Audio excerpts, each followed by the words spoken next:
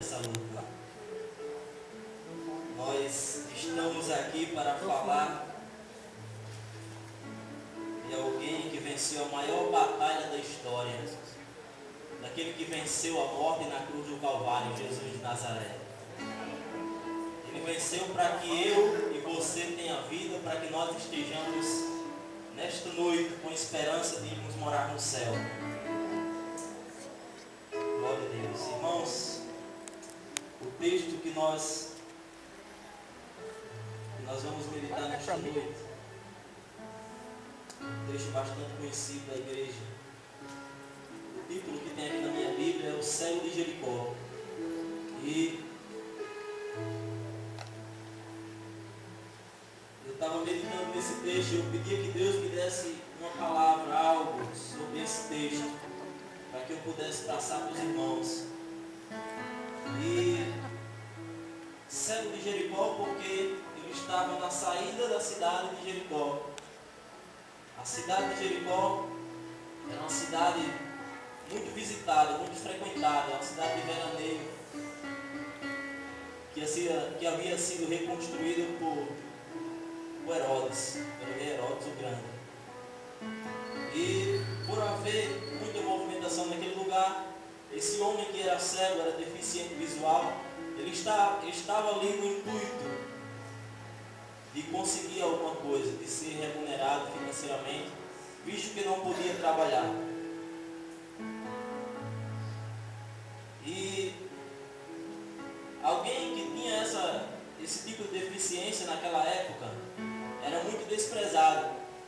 Primeiro, porque era considerado pelas pessoas como se fosse uma maldição. Alguém que perdeu a visão tinha-se como alguém que era deficiente por conta do seu erro, por conta do seu pecado. E diz o texto, diz a Bíblia, até nessa versão que a diaconisa Branca leu, que ele não era cego de nascença. Ele pediu para Jesus que tornasse a ver, ou seja, se ele vai tornar a ver, porque ele não era cego de nascença, ele ficou cego com o passar do tempo. O texto não relata quando ele ficou cego, quando ele passou por essa enfermidade e ficou nessa situação. Mas eu meditando nesse texto, eu me colocava justamente na situação que ele estava. Não só apenas na situação difícil que aquele homem vivia, mas também na situação difícil que os seus familiares viviam. Porque, irmãos, quando nós estamos passando por uma tribulação, por uma dificuldade, por trás dessa dificuldade, por trás desse problema que nós estamos enfrentando, tem toda uma história. E muitas vezes nós ficamos nos perguntando e ficamos muitas vezes preocupados, não só conosco, mas com aqueles que estão em nossa volta. Porque muitas vezes somos referência para alguém. E quando eu comecei a meditar nesse texto, eu me lembrava dessa pessoa que o texto fala. O texto diz que Bartimeu, cego, ele era filho de Timeu. E eu ficava imaginando os pais desse homem, que viram uma criança nascer, cheia de vida, cheia de vigor, cheia de alegria. Eu acredito que os pais dele tinham sonhos para a vida deles.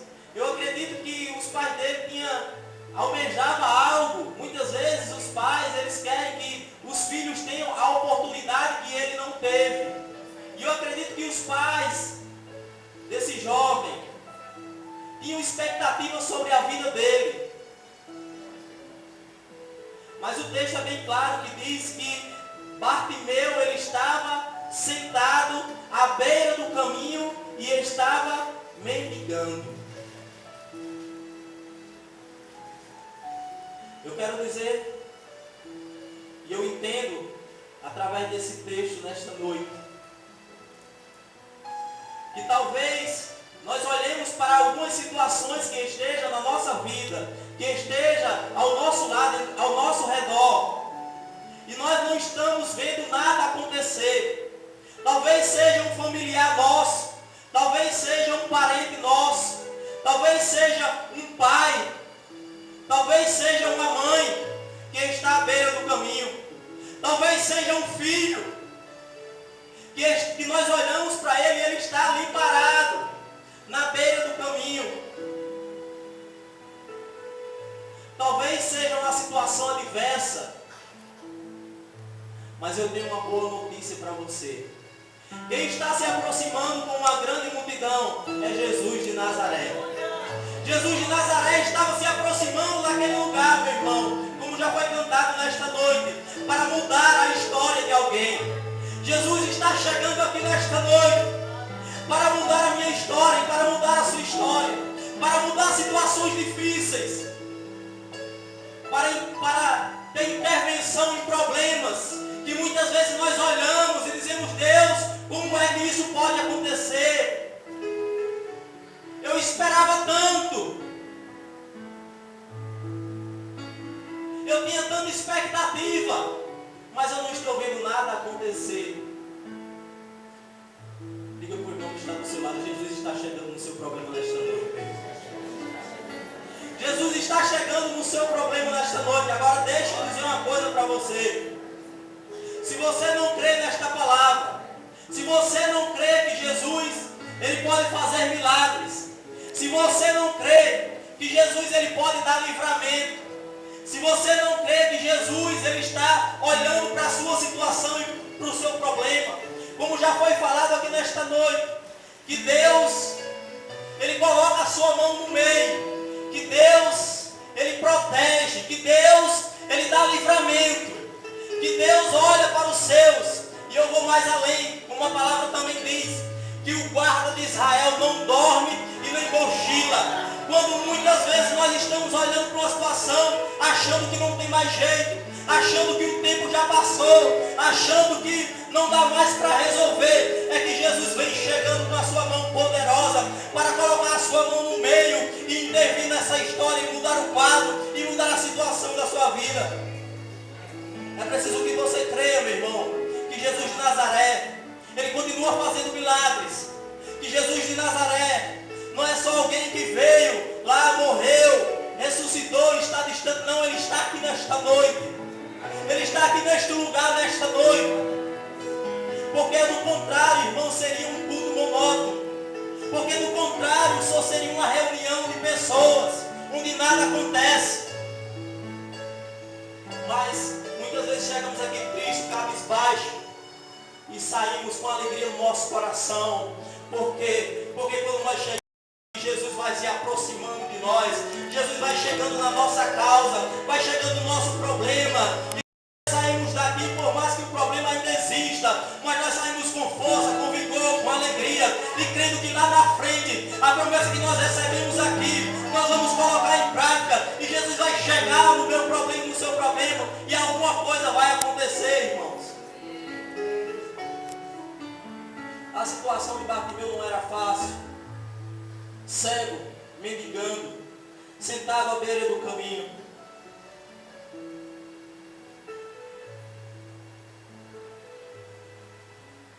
Jesus chegou, Jesus se aproximou, e com Jesus vinha uma grande multidão.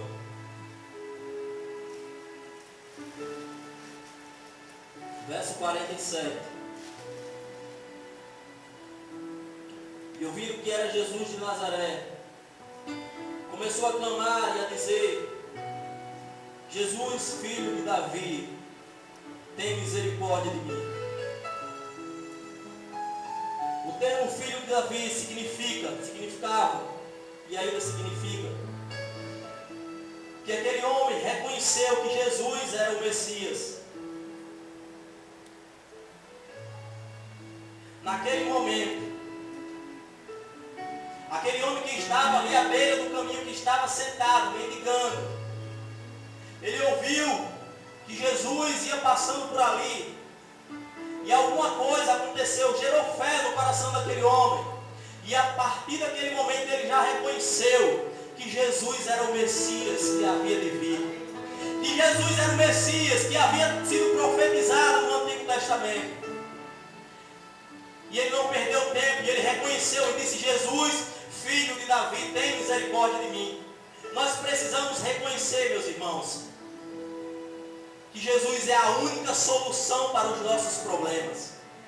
Quando nós pararmos de querer resolver com as nossas próprias mãos, quando nós pararmos de querer resolver as coisas do nosso jeito, com a nossa força, com as nossas habilidades, e reconhecermos que Jesus é a solução dos nossos problemas, alguma coisa vai acontecer e nós vamos receber a bênção e a vitória. Se você ainda não reconheceu a Jesus como Senhor e Salvador na sua vida, eu quero dizer para você que não perca mais tempo, porque o cego Bartimeu, naquele momento, ele viu que ele tinha perdido muito tempo naquele lugar. Ele viu que ele tinha perdido muito tempo, e ele, quando viu que era Jesus de Nazaré, que era o Senhor, que era o Messias, que havia de vir, ele não perdeu mais tempo. Eu quero dizer para você nesta noite: pare de perder tempo, reconheça, confesse, siga a Jesus. Jesus tem promessa para você, Jesus tem um plano para a sua vida. Esse mundo que está aí fora é só ilusão. Esse mundo que muitas vezes é apresentado como algo bonito, como algo legal, como algo que muitas vezes, se nós estivermos na igreja, nós estamos perdendo tempo, nós estamos jogando a nossa vida fora. Não, é mentira de Satanás. Jesus é a solução para a minha vida e para a sua vida. Há um plano, meu irmão, para a minha vida e para a sua vida. Jesus Cristo de Nazaré. Oh, meu irmão, se você já aceitou, se você já é crente em Jesus, pare de perder tempo com pecado. Pare de perder tempo, meu irmão, fazendo coisas erradas, porque não agrada a Deus. Quando eu falo de fazer coisa errada, é cometer pecado, irmãos. Eu não falo de coisas que muitas vezes não é pecado, que a Bíblia não diz que é pecado, porque eu falo de pecado e erro.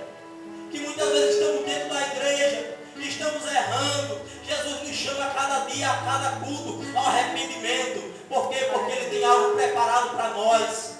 Porque Ele tem um plano preparado para nós. Porque Ele se importa com a minha vida espiritual e com a sua vida espiritual. Ele não quer que nenhum de nós nos percamos. Jesus de Nazaré, Jesus, filho de Davi, estava chegando naquele lugar para mudar a história. Só Ele tem solução para os nossos problemas. O resto é um paliativo. Aleluia. O resto é qualquer coisa aí que algum filósofo falou, é alguma heresia que alguém disse, tem quem acredite. Meu irmão, é Jesus. Ele é o alvo. Aleluia. Ele é o alvo, é Jesus. Aleluia. Aleluia. Versículo 48.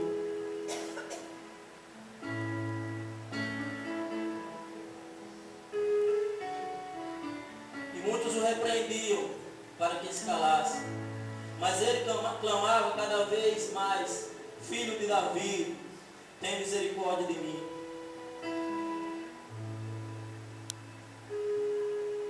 Com Jesus ia chegando uma grande multidão. Cuidado com a multidão, meu irmão. A mesma multidão que aclamou Hosana, esse é o Filho de Deus, foi a mesma multidão que disse: crucifica-o. Muitas vezes nós estamos muito preocupados em agradar. Muitas vezes nós estamos muito preocupados com o que as pessoas estão cobrando de nós, com o que a sociedade está cobrando de nós, com o que os nossos familiares estão cobrando de nós. Muitas vezes nós estamos dando ouvido a críticas. Muitas vezes nós estamos dando ouvido a coisas que não fazem diferença nenhuma na nossa vida lá na frente. Eu quero dizer para você, se Jesus fosse dar ouvido às críticas que Ele ouviu, Ele não tinha morrido na cruz do Calvário pela minha vida e pela sua vida. Não se preocupe com os críticos, não se preocupe com a multidão, porque a multidão, ela tem o seu papel, é impedir você de chegar no alvo que é Jesus. Jesus é o nosso alvo, Jesus é o alvo da igreja.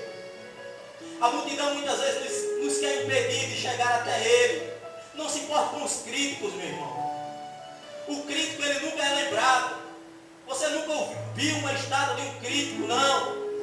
Mas pessoas que querem chegar lá, que querem prosseguir, que querem fazer a diferença, elas têm um alvo, elas têm uma meta. E a meta desse homem era receber aquilo que Jesus tinha para dar para ele. Aleluia, Deus. Às vezes a multidão está nos impedindo, está nos tragando, estamos nos desgastando com ela.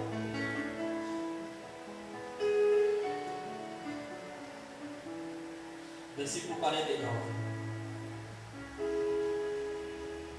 E Jesus parando disse que o chamasse.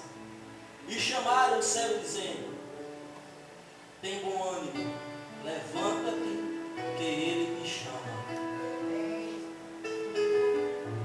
Diga para o irmão que está do seu lado: Jesus está parando aqui hoje, porque ele ouviu o teu clamor.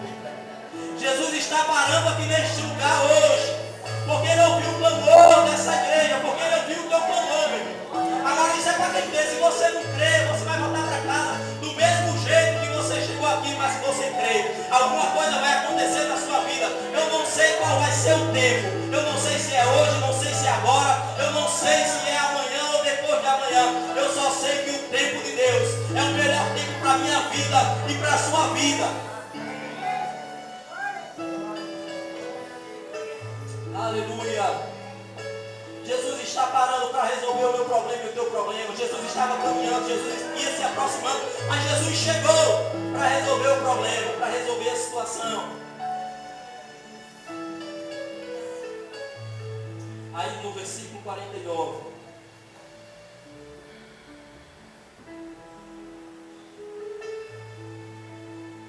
Jesus parando disse que o chamasse. E o chamaram. Sabe quem foi que foi chamar ele? Foi a multidão. Foi alguém da multidão que foi chamar ele. Muitas vezes nós estamos orando a Deus, para Deus tirar o empecilho, para Deus fazer com que a multidão desapareça da nossa frente. Mas muitas vezes Deus permite que a multidão esteja lá, que é para Deus usar a multidão para chamar você para lhe abençoar. Muitas vezes Deus permite a multidão para que a multidão possa ver e testemunhar aquilo que Deus fez na tua vida. Não peça para Deus retirar a multidão, peça para Deus fazer o milagre. Aleluia. Não peça que Deus tire o problema, mas peça que você consiga vencer e ser aprovado por esse problema. Porque foi que Ele nos chamou, Ele venceu e prometeu para mim uma carreira e para você também uma carreira, como diz o apóstolo Paulo. Combati o bom combate, terminei a carreira e guardei a fé. Você precisa entender os seus dias, meu irmão.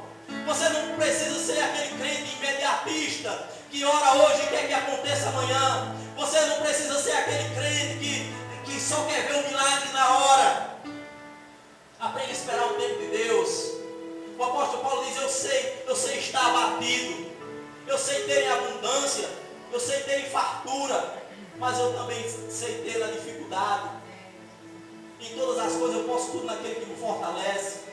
Não é a nossa mão, não é o nosso entendimento, não é a nossa sabedoria, não, é Deus na nossa vida. Nós precisamos entender os nossos dias, aprendermos a contar os nossos dias com sabedoria, para que nós alcancemos o conhecimento e a sabedoria de Deus.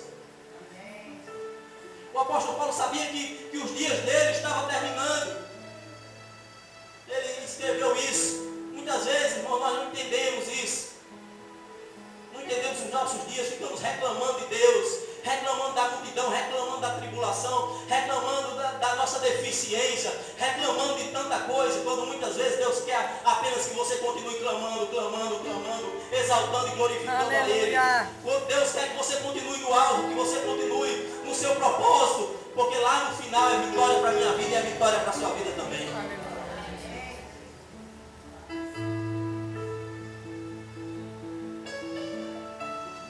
Os mesmos que te desprezaram vão ver a tua vitória. Versículo 50.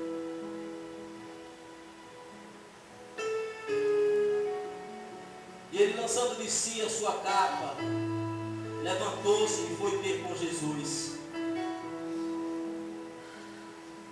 Ele lançou fora a sua capa porque ele não ia mais precisar dela. Nós precisamos deixar para trás aquilo que nós não vamos precisar mais. Talvez aquela capa ele usasse como forma de aquecer no frio, como forma de, por ele ter uma dificuldade na locomoção, ele se proteger da chuva. Mas a partir do momento que Jesus chamou ele, naquele dia, ele jogou para trás porque ele não ia precisar mais. Aleluia. Jogue para trás, meu irmão, aquilo que você não vai precisar mais. Aleluia. Aquilo que o mundo te deu, que você não vai precisar mais, porque agora você tem Jesus de Nazaré. Você tem alguém para contar os seus problemas, você tem alguém para te dar visão, você tem alguém que mudou a tua vida, que mudou a tua história. Você não precisa mais do passado, do pecado. Deixe tudo para lá e siga Jesus, o alvo, porque um dia a Bíblia nos prometeu que ele virá sobre os céus. Nós vamos o ver face a face. Ele vai colocar sobre nós uma coroa não coroa dessa que o mundo coloca, que é corruptível, que a traça come, que a ferrugem corrói, mas uma coroa incorruptível. Ele nos prometeu isso. E isso é o principal na minha vida e na sua vida.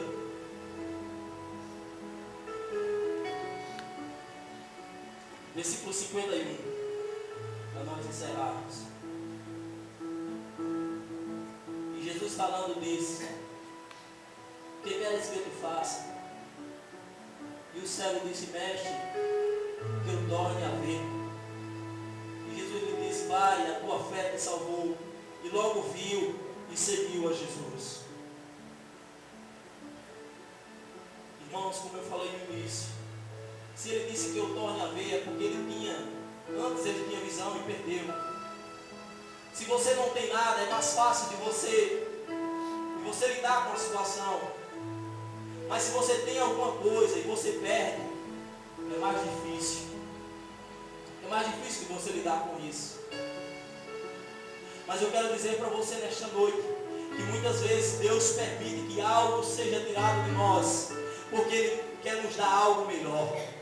Amém. Talvez a visão deste homem, talvez a visão desse cego, desde criança fosse uma visão embaçada. Talvez ele não visse bem, talvez ele foi perdendo a visão gradativamente, e no final ele ficou cego.